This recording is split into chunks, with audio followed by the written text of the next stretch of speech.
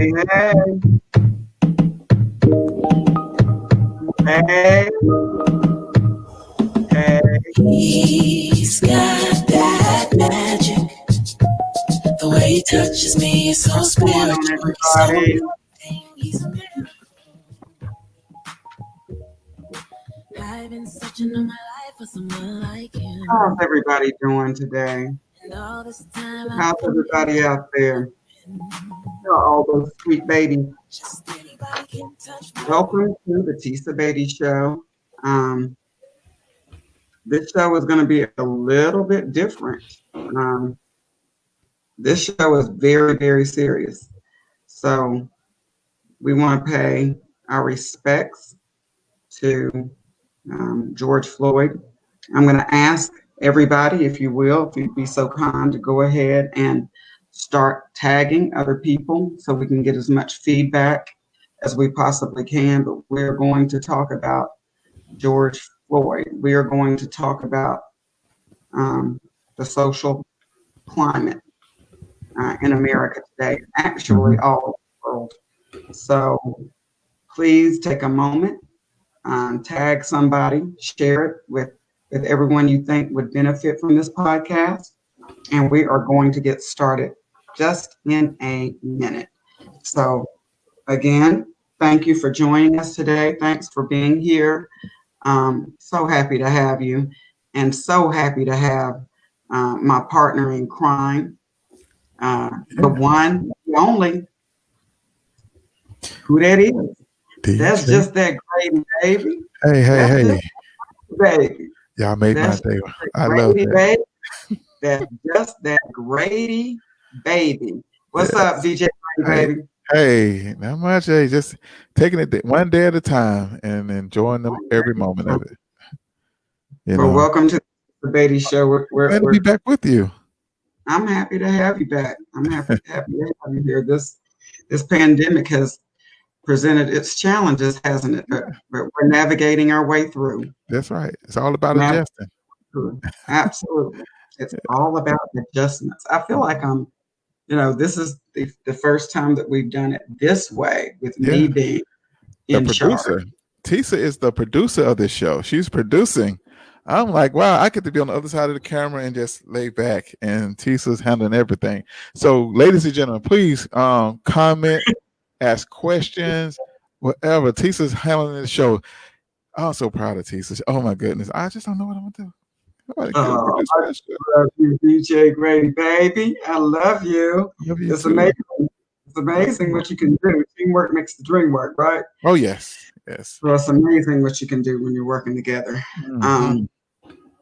But anywho, I've got a few people on. We're gonna go ahead and dive right into this. Say his name.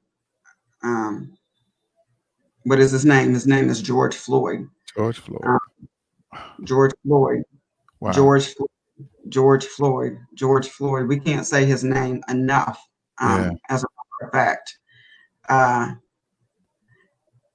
never. I heard T.D. Jakes say this a couple of days ago, and I have to acknowledge and agree with what he was saying. Never have I lost as much sleep or shed as many tears as I have for someone that I didn't know as I have for George Floyd. As a matter of fact, when I watched the video over and over again, tears just rolled down my cheek until I got to the point where I said, I cannot watch this anymore. I can't do this. I can't watch it. And some of you all have commented. A lot of you all actually have commented, and a lot of you all have shared, and I appreciate you sharing an article that I posted today, a published article on medium.com. And if you have not read the article, I encourage you to go ahead and go to my Facebook page, scroll down and look at the article on medium.com that was published today. And it was talking about George Floyd. Say his name. If I have an opportunity, I'll read the article a little bit later, but I would love for you guys to go and look at it and then follow me on Medium. but there's a really, really peculiar feeling in the air. Yeah. This movement here is unlike any other movement Right.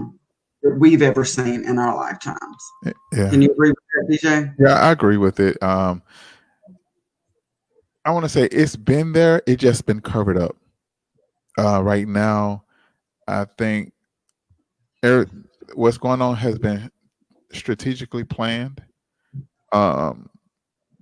Racism been there even before 45 got into office. Before, it's been going on, and I'm thinking about doing a video, editing a video of how things was in the '60s to now. It's the same thing.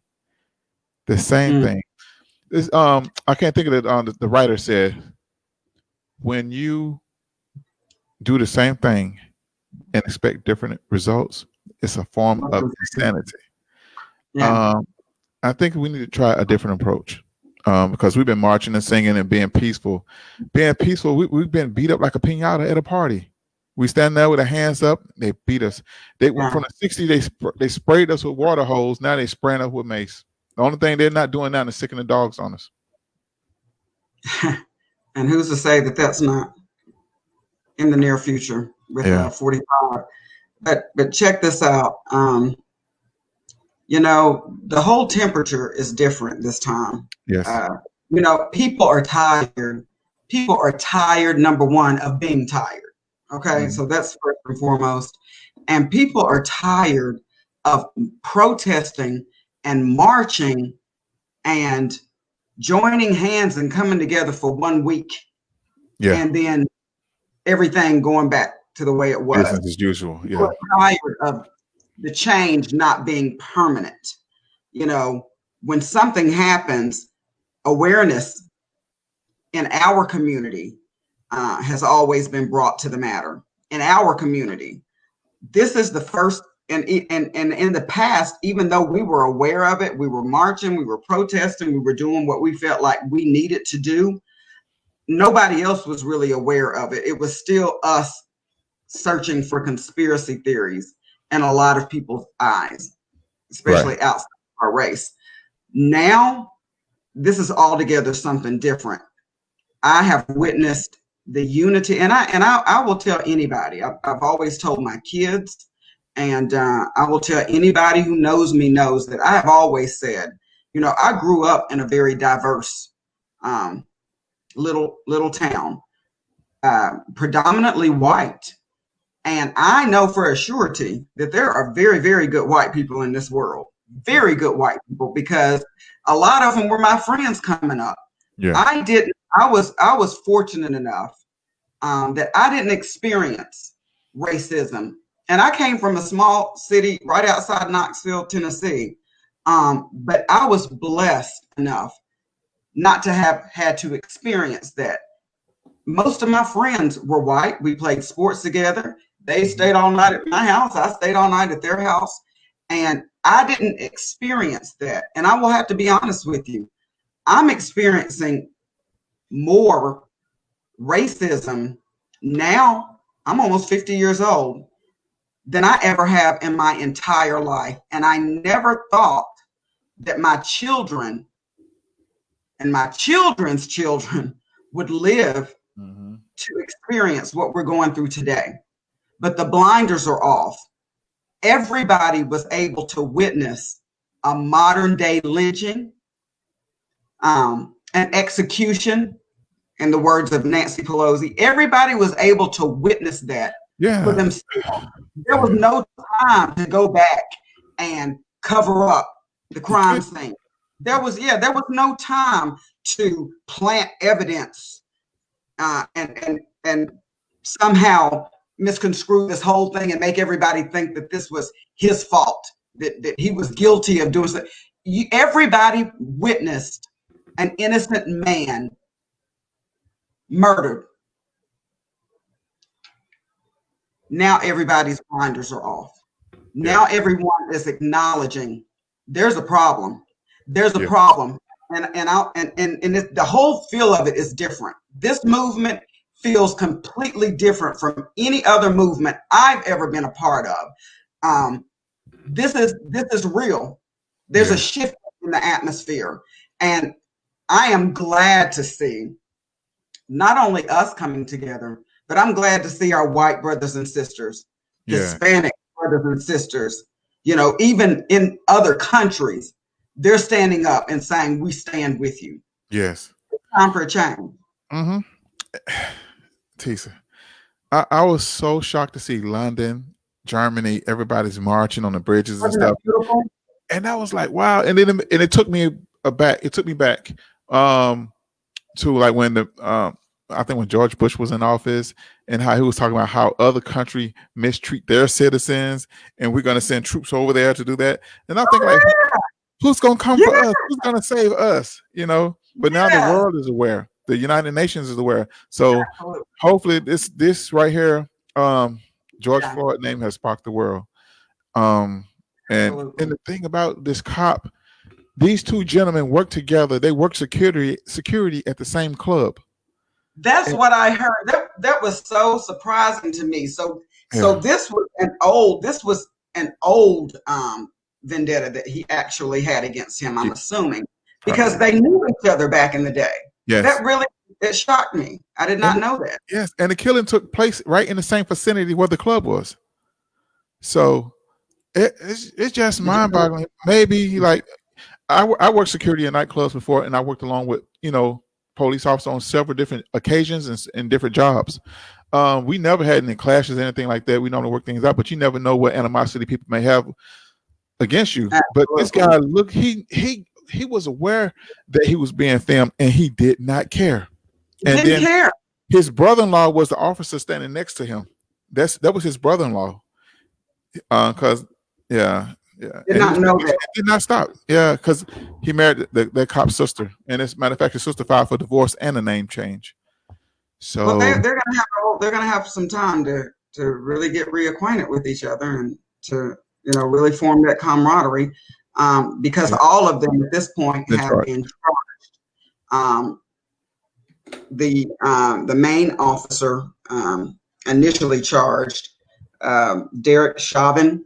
He was initially charged with third-degree murder. They've since updated that charge to second-degree murder, and they've also charged the other 3 officers who were present. Now, there was one officer, and you guys can chime in and tell me what you think about this, but there was one officer who actually asked Chauvin, when George Floyd was saying, I can't breathe, he actually asked him, do you think we should turn him over to the side? He wanted to turn him over, and Chauvin said, no, we're going to keep it right where it is.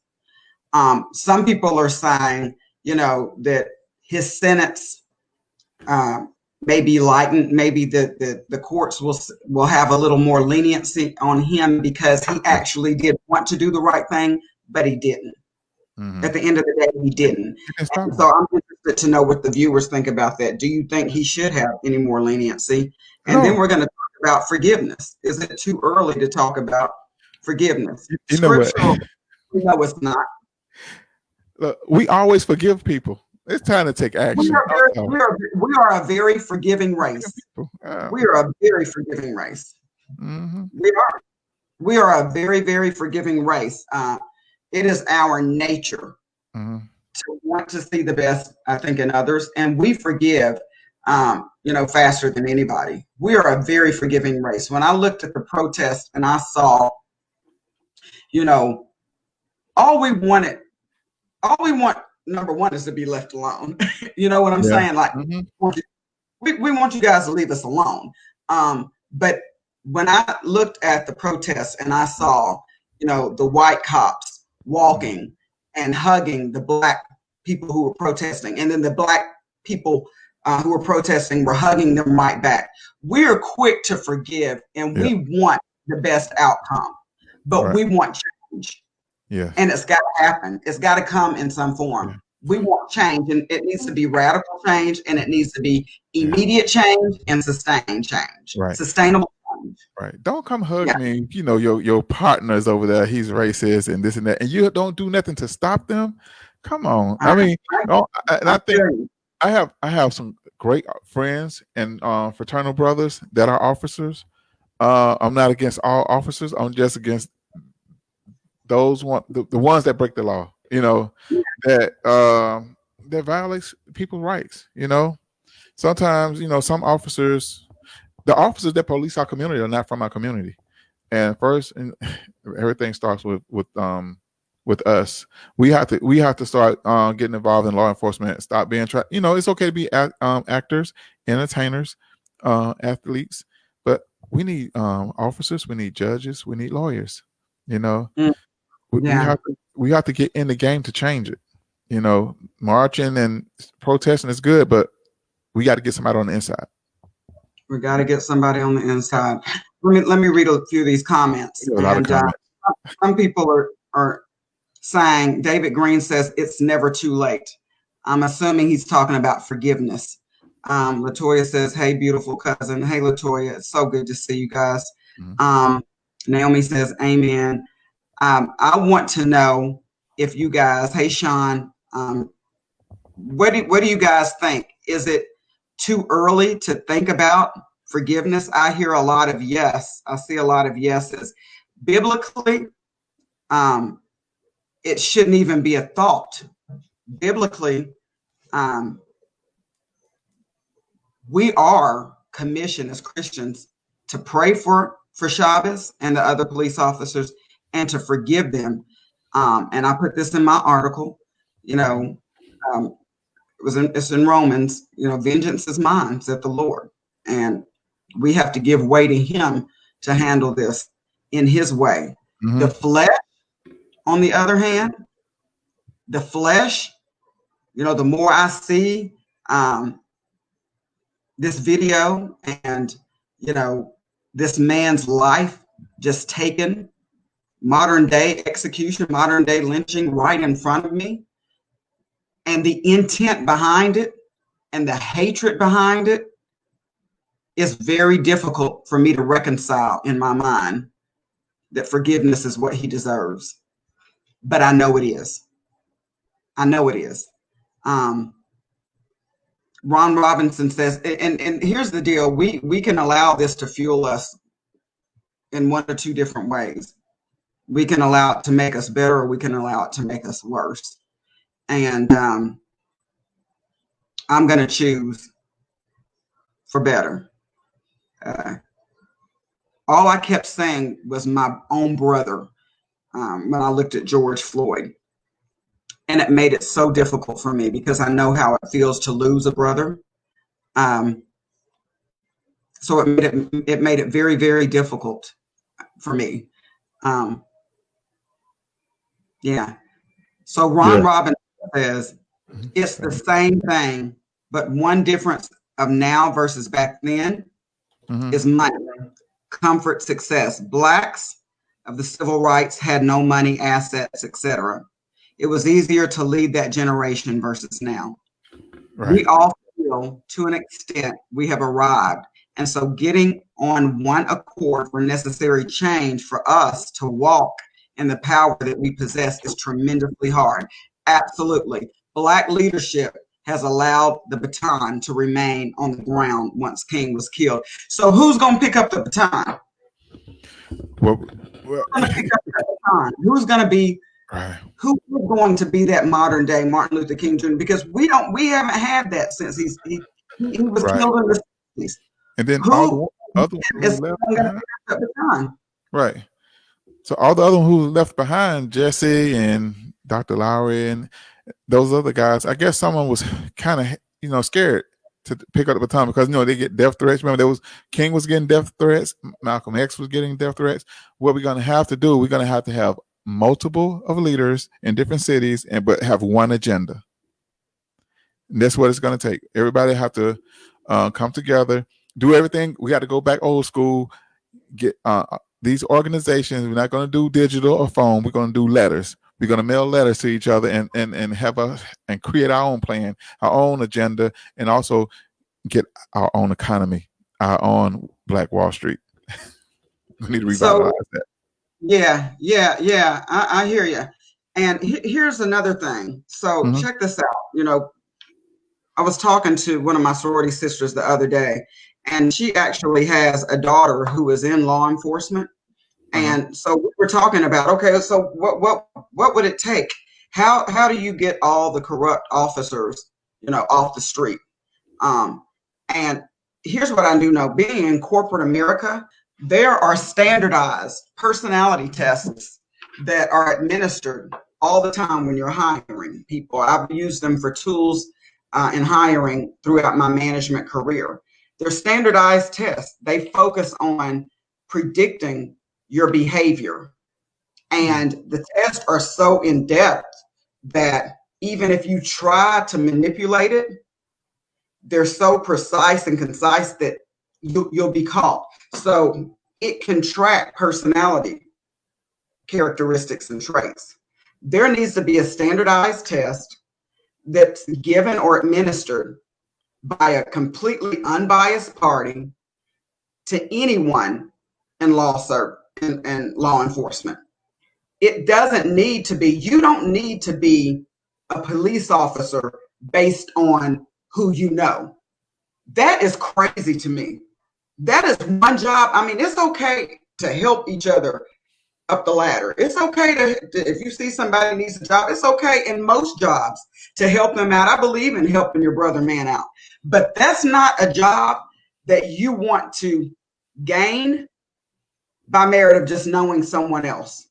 So these standardized tests need to be focused on predicting racial intent. And if there's anything in these tests that suggests that this person or this applicant has any type of racial inadequacies in their hearts, they don't need to be allowed on the force. That's the bottom line. And but you got so many people who are getting people jobs because they know, or getting these jobs because they know someone who's on the force. That needs to be over and done with. That really needs to be over and done with. And that's just one thing. That's just one suggestion that I have. But there are many, many, many other things that can be done to start aiding in this debacle, because that's what it is. It's a huge, the police forces, and I know that most of them are good, but it's a huge debacle. You have too many bad apples. Yeah. And those bad apples overshadow all the good that all the other officers do. And it's unfortunate. Yeah. Yeah. So Latoya Hawkins says the club owner said that they worked opposite shifts. So she didn't know if they knew each other or not. However, the club owner said that Chauvin, his fuse was too short on several occasions and he was let go. So he's a hothead. Yeah. He's a hothead. Yeah. Because I think he works in urban nights sometimes. And he was, get into altercation with the customers as they were leaving the club or whatever like that. Yeah. Ron says, he's replying to Grady. He says, "Did you see the video that showed the EMTs didn't even pick him up? It was officers that put him on the stretcher. So the whole thing was just wrong. Police officers put him on the stretcher, not paramedics." It's very, very, very unfortunate. Naomi Love says the best form of apology is change behavior. Bingo. Yeah, and I agree. Change doesn't happen overnight. That statement is paramount. You're absolutely right. The best form of apology is changed behavior. That's all we're asking for. We're not asking for any retribution. That ain't gonna happen. That was promised to us a long time ago. It's never happened. So we're not expecting that. We just want equal treatment. We just want to be left alone. We just want to be able to live in unity and in harmony, just like everybody else. I don't think that's asking too much. The hatred in that man's heart when he was taken, in Chauvin's heart, when he had his knee in Floyd's throat, that hatred, he was operating under something that was far greater than him. He was operating in total and complete darkness to the point that it rendered him powerless. Even if he wanted to stop, he couldn't. He was enjoying it too much.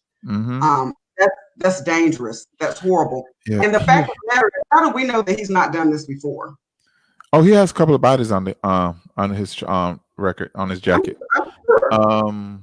The thing that got me was he had his hands in his pocket, but to the eye, to everybody else's eye, it looked like he was relaxing. But me being an officer myself, I not put my knee in somebody's neck before, but you try to do stuff where it appears not there. All he was doing is applying pressure. He was pushing down on his leg. Yes, he was. Yes, Yeah. very intentionally. Yeah, he was. He knew exactly what he was doing. He was applying pressure. Back to my question. And not a lot of people are answering this, but I do want. I see that Naomi has posted something, but forgiveness. He needs a death penalty. Is it too soon to talk about forgiveness? So you're asking, should we forgive this officer who took this young man's life? Absolutely. Yeah. Should we forgive him? Yeah, that's the question. Now, okay, let me ask this question: would they forgive us if there had been one of us who did that? Are we comparing ourselves to the best or the worst? Sorry. And the reason I ask that is, who do we want to be compared to? Do we want to be compared to the best of them, or do we want to be compared to the worst of them? Well, we always try to be the best, but our best is not good enough. Our best is not good enough. When you comply, you die. When you try to be polite, and it doesn't work. Wow, when you comply, you die. That's deep. That's deep. When you comply, you die. You think about this. Law enforcement only mess with people who kind of try to cooperate with them, but you never see them go after the gangsters, the drug dealers, not the people. Some people that poses a real threat. Law enforcement. What I'm gonna tell you, back in the day, they're bullies. They're bullies. That's what they're saying. They're bullies. Yeah, they're bullies. Yep. They're uniform. Not all. Do you believe that the majority of officers out there are good? Do you believe that? There's some good ones. Yeah, there's a lot of good ones. Matter of fact, a couple of years ago, I got pulled over by a police officer, and we laughed the entire time. And he gave me a warning, but we was cracking jokes. I was wrong, but it was cool. He gave me a warning. I mean, there are some good cops out there, but you have some like the one that pulled a gun on me and my brother. One time we was walking home, somebody had snatched a lady purse, and my brother was walking up the street because we was leaving our aunt's house. And somehow, I guess the guy got away from them, and he pointed a gun at us, told us to go on the ground, and he thought we snatched the lady purse. So the lady came, no, it's not them, it's him. But he had turned the corner, and she pointed in the direction that he was running into, and we never got an apology or nothing, none of that. But they end up catching the guy. But yeah. So what about the KKK protesting in Alabama? What's up with that? They have the right to protest. They have the right. But I'm so glad they're coming out. Please come on out, because I want to just pull them hoods off. Let me tell you what happened to me one time. I was in the 9th grade, and we lived off of Auburn Avenue. And it was 1989, and I was lifting weights on a patio with my mom and my buddy who was actually training for bodybuilding. And somebody came running by, and then another guy came running by, like, where y'all going? They're like, the KKK is marching on Auburn Avenue. Oh man! So I was like, but what you want to do, boy? He said, let's go. We grabbed bricks and everything. I'm sorry. We grabbed bricks and went down there and ran those guys off our street. So Ron said if Black leadership isn't going to get on one accord, then it's going to be up to us to bond together and move forward. And here's my thing. I agree. The only way we're going to be able to really affect a permanent change is if we hit them in the pocket, is if we take our money and collectively put them in Black-owned banks and stop being such gullible consumers. I've been so guilty of this in the past. I really have. I have been so guilty of, we like nice things, and, we got to have the latest on everything, or the latest of everything, the latest trends, the latest this, the latest that, until we start taking our money out of their banks putting them in our banks. Not only put them in our banks, but support Black-owned businesses. Yes. In a way that the economy feels it. Yes. And this COVID-19 has proven. Then and only, it's been proven, exactly, Grady. It's been proven. Then and only then will some of the powers that be take us seriously. Right. What I do like to see, though, like I said, this whole movement is different. I see the white brothers and sisters and white and brothers and sisters of all other racial backgrounds. I see them pulling together. Right. They don't, there are, like I said, there are a lot of good white people in this world. A whole lot of good white people. More good, I think, than bad, in my personal opinion. Yeah, it's a lot of good people. And they don't like this any more than we do. And it's unfortunate that it took this long for everybody to see and come together. But and I hate that he had to be the sacrifice. Yeah. But hopefully his life will not be in vain. We have to take advantage of this moment while we have the ear of the world. This is what I wanted to suggest, and I have been suggesting this on other shows and other platforms, that we continue as we was before as of the COVID-19. For 3 months, we need to just not spend, take care of your groceries, your bills, whatever, your necessities. Don't shop. I suggest not to protest, because when you go protest, you get arrested, and that money that you have to spend to bail out, it goes right back to the state, the police department, and the court system. So I think we should do a 90-day spend free, just for 90 days, not just a 1-day blackout, because we spend $1 trillion on 1.3 trillion a year as consumers. Yeah, absolutely. We're the largest consumers in America, in the world. Nail Love says, from experience, forgiveness comes with time. We had an incident some years back, and we can now, this year, say we forgive. When people are evil and purposefully hurt your child, that hits different, cuz. Yeah. I hear you. I mean, I got to tell you that I hear you. I hear you. Yeah. She just mentioned child. Wants to forgive. They wanted to forgive, but when it comes to your own child, or when it comes to your own loved one, or and at the end of the day, George Floyd, he's our brother. Yeah, he was our brother, and he was an activist as well. I didn't know that. Yeah, he was an activist. He was mentoring young men.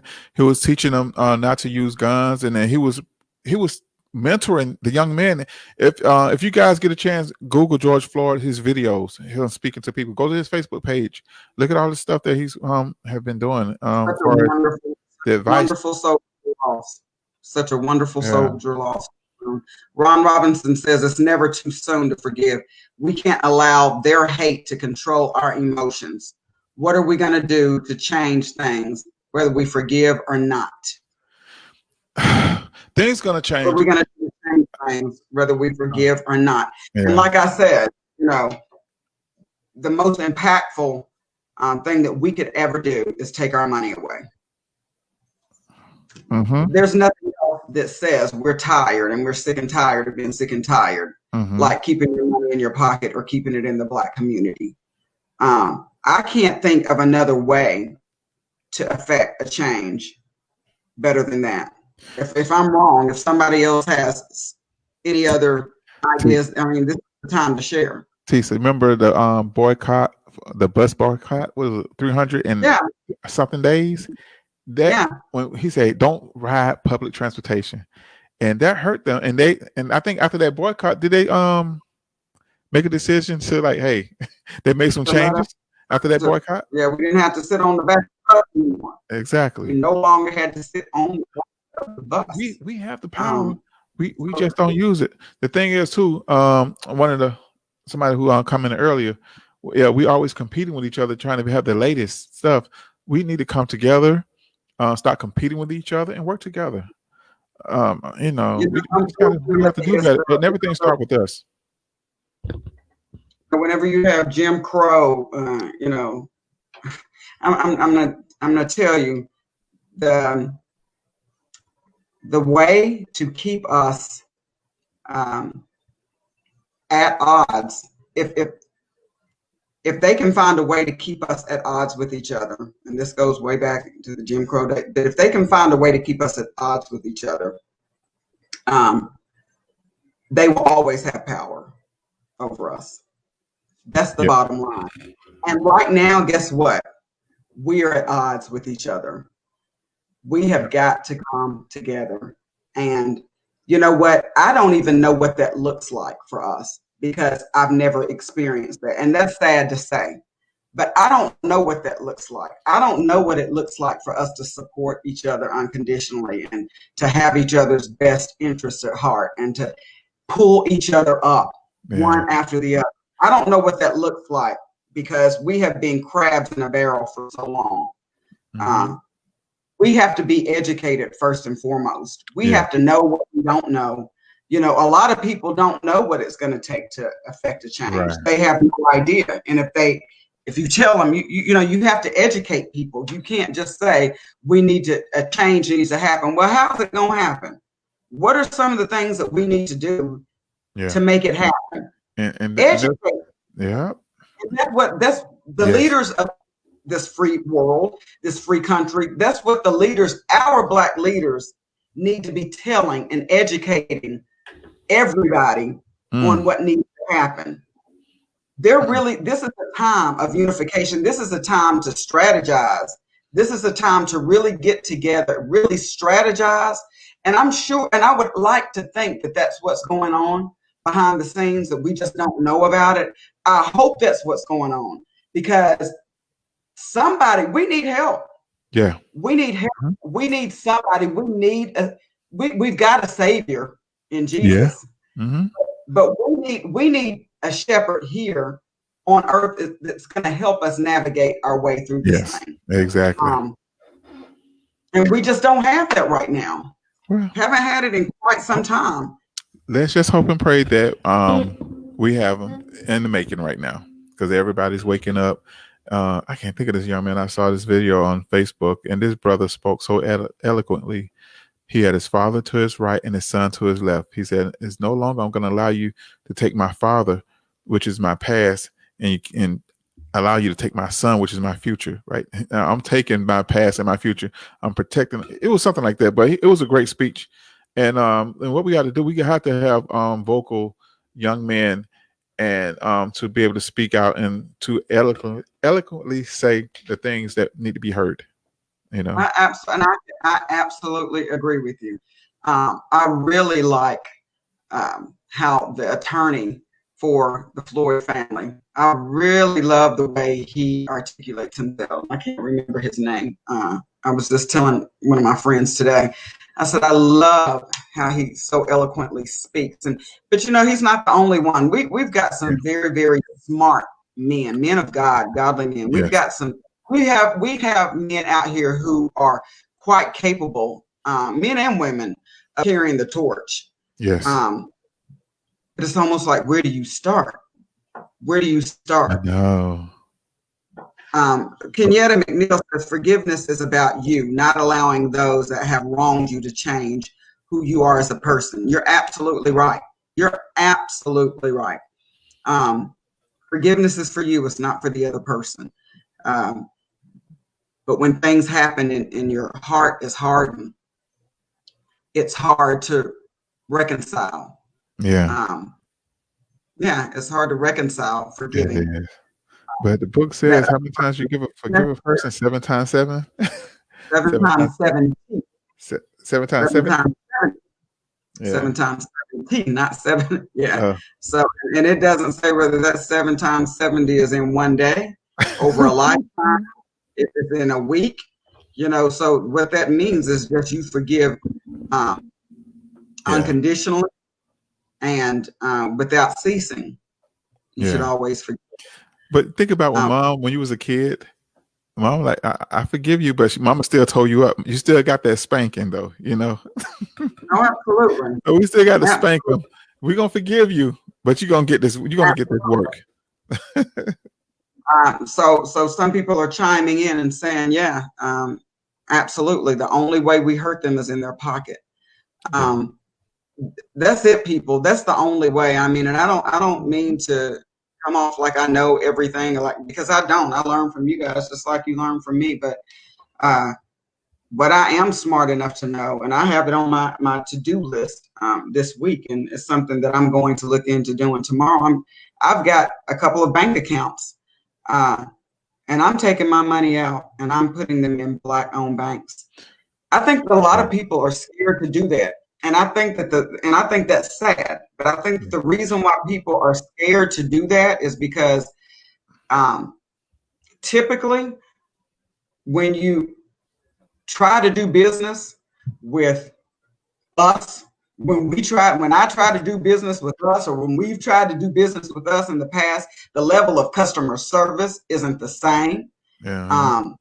We have to, the change has to start with us. We have to take some onus, and we have to try to do better. Yes. I shouldn't go into a Black business and then a white business and be able to tell any difference when it comes to the level of customer service, respect, professionalism, cleanliness. I shouldn't be able to tell if I'm in a Black business or a white-owned business. Yeah. Unfortunately, that's not the case. And we deserve better. As consumers, we deserve better from each other. You hear what I'm saying? We should treat each other better, with more dignity and more respect. We should make us want to do business with each other, because we should be showering each other with respect and excellent customer service. But that doesn't always happen, and that's not right. So we are going to have to the change is going to have to start with us when it comes to money, the Black businesses. When we start giving more, when we start making the community feel like it's safe to invest in us and each other, the entire dynamics will change. Until that happens, it won't. And I mean, that's sad and that's difficult for me to say, but that's the way it is. That's the truth of the matter. Anybody out there who is listening to this podcast, if you've been consumers for any length of time, you know that what I'm saying is true. Now, I'm not saying that all Black businesses are not professional, and that some Black business owners aren't. I'm not saying that. So please don't misconstrue what I'm saying. What I'm saying is, we have to come up. We have to come up, because a lot of the negative ones, a lot of the unprofessional Black business owners, and a lot of the, and just the poor attitudes and the horrible customer service when you go to the hood. I don't care if it's fast food restaurants or wherever. It's almost like you are inconveniencing them when you're trying to give them your money.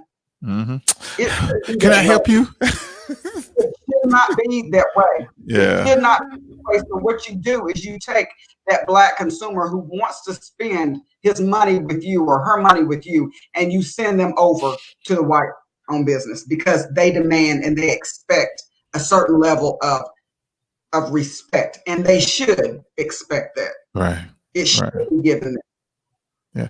I'm just saying. I want to go back on something, because I'm thinking about taking my money out a bank and move to a Black bank, but I don't know any Black banks, especially in the Black banks that are good for it was a business account, or just one in general. So if anybody know, can y'all please put them in the comments? Any names of a Black bank? I know good Black banks. Absolutely, good job. Yeah, good, Grady baby. If anybody knows of any really good, reputable Black banks, can you please type those in the comment section, please? Yes. Any good, reputable Black banks, please type those in the comment section. Yes. I would love to share those with the viewers. Yeah, you're right, Tisa. Everything starts with us. We have to have carry ourselves in a certain manner and have standards.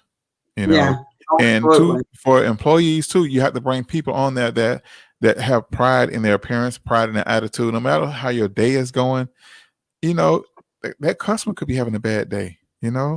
So we have to leave our personal problems at the door when we show up on these jobs, or when we go to these different places. Subpar customer service is just not acceptable. It just Yes. is not. You were taking the people who are signing your paychecks and you're treating them like they're an inconvenience. Yeah. That is not acceptable. Let We me have got to do better. Yeah, We've got to do better. Tisa, I was at with a promoter, and it was like late one night. We went out to eat, and we walked into a restaurant, and the people did not speak, and we sat there for a few minutes, and then he said, "Come on, Grady, let's go." I'm like, "What you mean?" He said, "Man, I'm not gonna eat no food where people got evil spirit." They didn't speak. We spoke to them, they didn't speak back. He said, "Let's go." I was like, "Man, you want to go?" He's like, "Let's go." So I'm like, "Okay." Probably left that black business and went straight to No, this wasn't a black business. It was a white business. Oh, okay. Well, yeah, it was a white establishment. Yeah. But then you've just experienced the reverse. You don't like to be treated badly by them either. Yeah. I wouldn't go into any business. I don't care if it's black or white owned. I'm not going into any business and spending my money if I feel like they don't want me there. So I don't care if it's a black business or a white business. Why should I take my hard-earned money and give it to somebody who doesn't want it? Yep. I mean, there are other people out here every day who would love to have your business. I would love to do business with them. Yeah. Do you remember that time? I think it was in Georgia, South Georgia, where these people asked a group of black people to leave the mall. They really didn't let black people in the mall. And they was mad we want to spend our money here, we want to do this and that. And they was mad, and they was still trying to insist that they go into the mall and buy some certain items that they needed. I was like, wow, you trying to, that's crazy. I was like, why are you trying to force people to take your money? If my money's no good here, then so be it. Let me go. Take it elsewhere. Absolutely. Every day of the week. Naomi Love says Xavier, who is her son, just said, we've heard those fake apologies for too long. And she agreed. Just put action on the apologies, period. We don't need any apologies. We just need for actions to change. We just need for attitudes to change. Even if you don't feel no differently on the inside, that's okay. Fake it. Fake it till you make it. Leave us alone. If you can't treat us, if you don't feel like you like black people, or you feel some type of animosity or resentment towards them on the inside, that's, hey, it is what it is. That's, everybody has their crosses to bear, but fake it till you make it. Just leave us alone. And if you can't do us any good, just don't do us any harm. Amen. That's all at the end of the day, I think that's all that we could ask for. I mean, because racism is never going to go away. Let's just face it. It's always going to be there. It's always going to exist because, and I was talking to someone else the other day, and he said, do you think that they're born that way? Absolutely not. Because I told him, if you put my granddaughter, my 10-month-old grandbaby, in a playpen, and you bring another little 10-month-old white baby, and you sit them side by side, and you leave them alone, and you allow them to grow up together and to form a friendship, just know each other every day they're together, they are going to end up the best of friends. Yeah. It's when these kids are taught by parents or peers that blacks are inferior and not as good and, scum of the earth. It's then that their actions and their attitudes towards us change. They are not that way coming out of the womb. They are innocent, and they are loving. I truly believe people are born with love in their hearts. When humans get involved, though, we taint it. So my answer was absolutely not. It's a learned behavior. Racism is a learned behavior. A child left to their own vices would never hate another person because of the color of their skin. That's something that's taught. That's just my opinion, but I truly believe that. Some more comments. We've got a lot of comments. I don't know that I'll get to all, but I will try. Yeah. If we don't, says, and conditioned to see each other as lesser than. Yes, this crosses over into the lack of customer service when dealing with each other. Absolutely. And I mean, I'm tired of that. Like, I don't. That's not acceptable to me. That is not acceptable. We should not accept, our standards for each other should be higher. We shouldn't have to. We shouldn't have to take whatever you feel like dishing out to us on any given day because you come into work, with a bad attitude. And I'm telling you all, this may be getting a little bit off target, but not really, because we're talking about keeping the money in the Black community as a way of being treated equally, as a way of gaining equality that we want. If that's truly what we desire, then change has to start with us. We have to start treating each other better. We have to start welcoming each other's business. You know what I'm saying? We have to, with open arms, welcome each other and treat each other with dignity and respect, so that you don't have a desire to go anywhere else and do business. Yeah. That starts with us. That's something we can't blame them for. That's on us. Yep. Right? Mm-hmm. Okay. We have to take care of our house. Ron Robinson said, and I'm still waiting on those comments from reputable Black banks out there. If you all know of any reputable Black banks that we can put our monies into, please do post them in the comments. Post them in the comment section, because that's where it needs to start. We need to take our monies and put them in. And I'm no militant. I've never considered myself a real militant-minded person. I get along with white people and Black people alike. I really do. Mm-hmm. I don't have anything, and let me just put this out here. I don't have anything against white people as a whole. I have something against the injustices that are happening over and over and over and being ignored. I have something against the people who are committing these heinous crimes and acts against them. Yes. That's what I had. That's who I have a disdain for. Yes. It's not white people as a whole, because I have white friends. Mm-hmm. And I sound like, I've always said, white people, I have black friends. Watch out for me. But seriously, I do. And I know that there are good white people. I was raised with a lot of them, and I love them.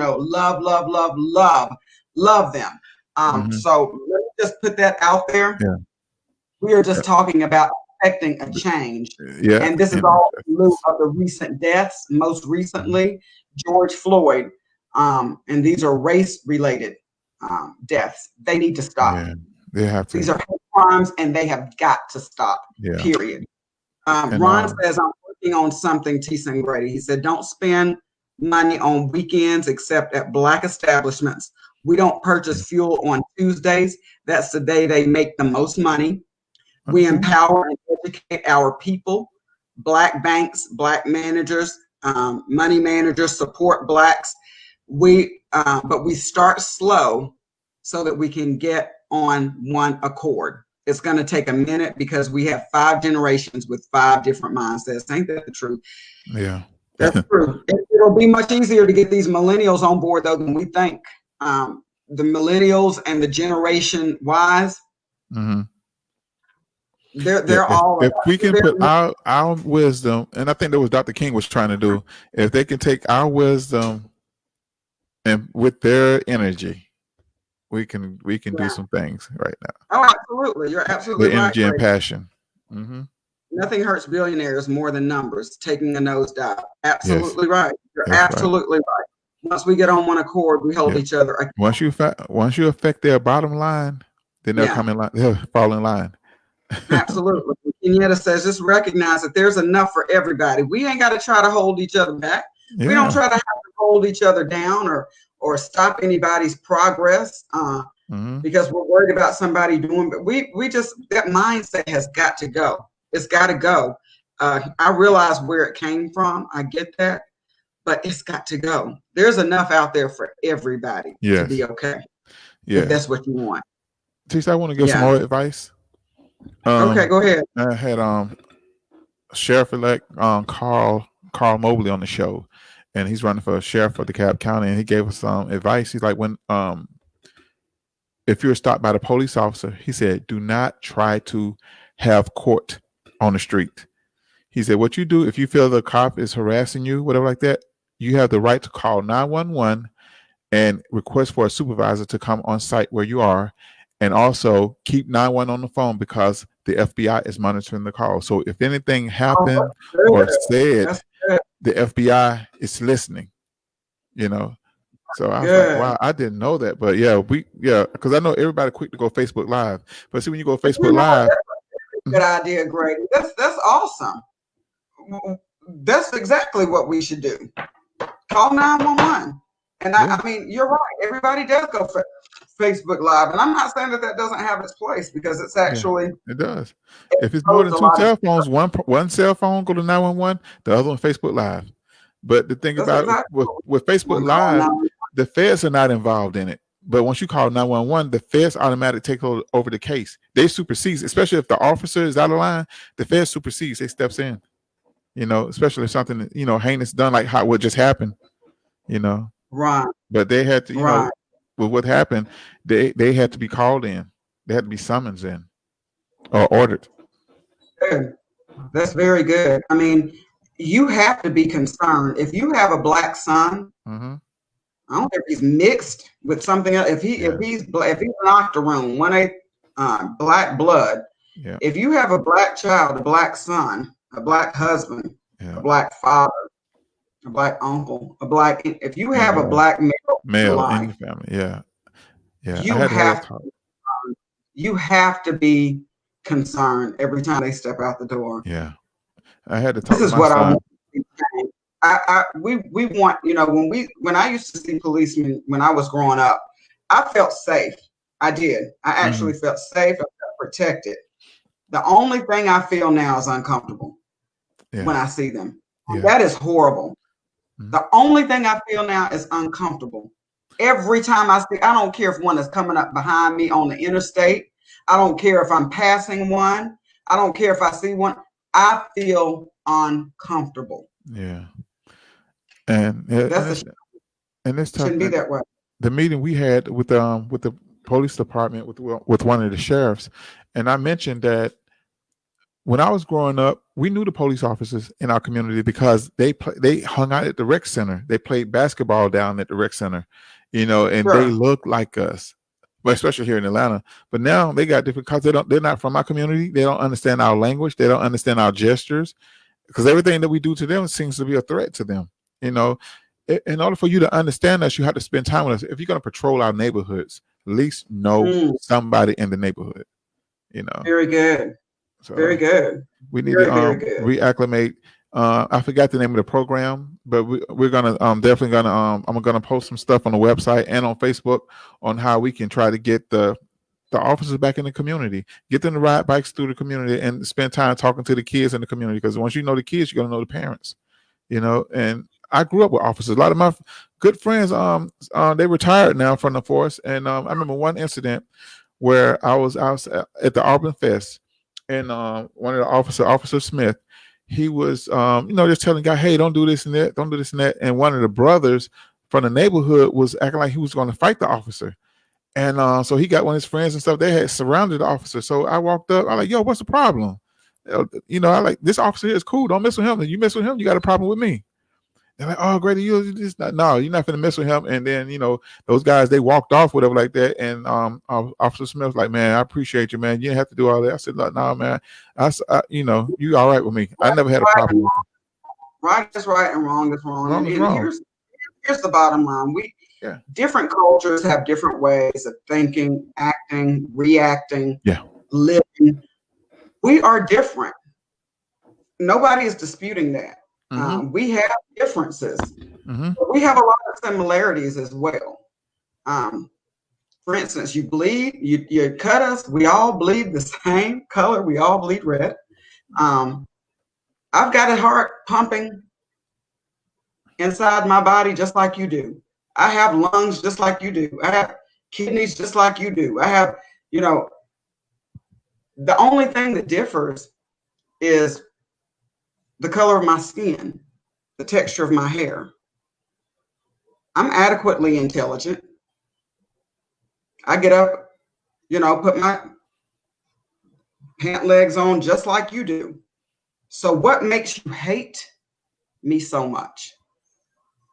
Because my skin tone is a little darker than yours, or even a lot darker. Why does that bother you so much? And those are the questions I think people need to ask themselves. Why does that bother you so much? Accept the fact that we do have differences. Respect the differences. Learn from them. Culturally, we are different, but learn from those cultural differences. Like you say, spend time with each other. I've spent time with a lot of white people. A lot of white people have spent time with me. When you neglect doing that, you're doing yourself a huge disservice. You really are. You don't know what you're missing out on, carrying around all this hatred in your heart that serves no one well. We've got to get out of here, but I will say this. It's time for radical change. Mm-hmm. Some of the change starts with us. Some of the change has to begin with the powers that be. I want to thank everyone out there who has been unifying with us, standing up, recognizing finally, better late than never, but finally recognizing that we are not this race. It's just crying wolf. We are not just conspiracy theory seekers. We need justice. We deserve it. We built this country. We didn't ask to come here, but now that we're here, treat us with dignity and treat us with respect. Period. If you can't do that, if you can't help us, just don't hurt us. Bottom line. I don't think that's asking too much, and I don't think it's expecting too much. Mm-hmm. Love somebody. Life is short, and before you know it, you're going to be out of here. What will people say about you when you're gone? Take all that energy and show somebody love today, every day. Hey, I love all you guys. Thank you so much for joining us today on the Tisa Batey Show. Thank you, DJ Grady Baby. Thank you. We'll see you back here next week. Good Lord willing. Your comments, we will get to all those. Nettie Brown, you had a really good comment that I wanted to read, but time is just getting away from us. But I thank you guys. I thank you for wanting to show up every week and support us and comment and give us feedback. I would ask that this is a very important podcast. I would ask that you would just go one step further for us this week and just share it. Just share it one time. Yes. Hopefully that's not asking too much, but just share this. Because this is a podcast I believe people need to hear and they can benefit from. But I thank you. I love each and every one of you. I will get to all your comments between me and DJ Grady Baby because you're relevant and you matter. Thank you so much, guys. Have a wonderful, wonderful day, and we'll see you next time on the Tisa Batey Show.